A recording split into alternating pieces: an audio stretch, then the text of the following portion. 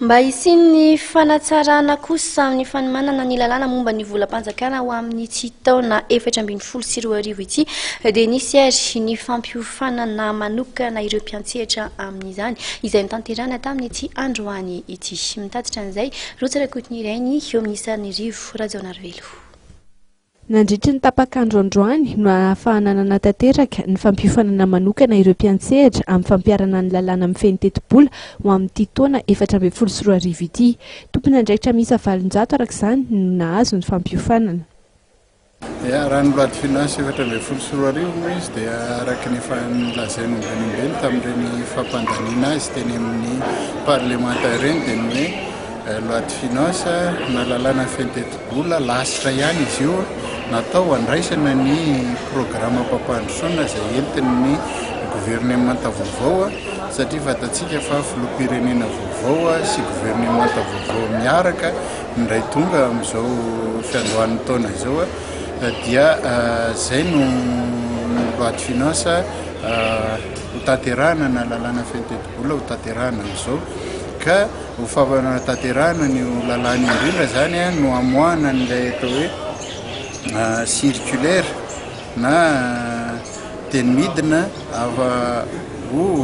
baiko sy torolalana ho fanatanterahana ny teti-bola 2024 io dia fanofanana momba izay circulaire 2014 izay zany no zavatra atao androany eto amin'ny CCI fanamafisana ny traikefa izay fananan'ny mpiantsehatra tsirairay sy fanamafisana ihany koa ny fahalalana sy ny fahaiza-manao amin'ny fanatanterahana ny teti-bola izay zareo foana moa hatr'izay ny efa manao azy.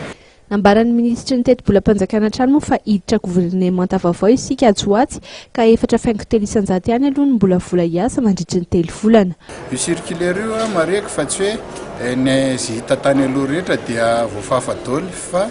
sombitsombony ihany no voasoratra ao anatin'ilay circulaire 2014 mamafa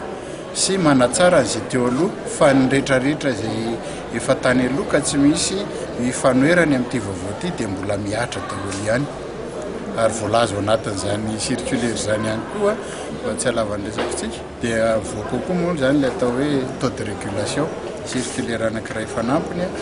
dia eo amin'ny 4,300 eo ihany no afaka ampiasaina amin'ity 3 volana voalohany ity. Ny antony dia tony mazatra dia hoe vinavina ny fampidirana hetra sy ny vola miditra hafa dia io 4,3 io zany no afaka ampiasaina amin'ity 3 volana voalohany ity.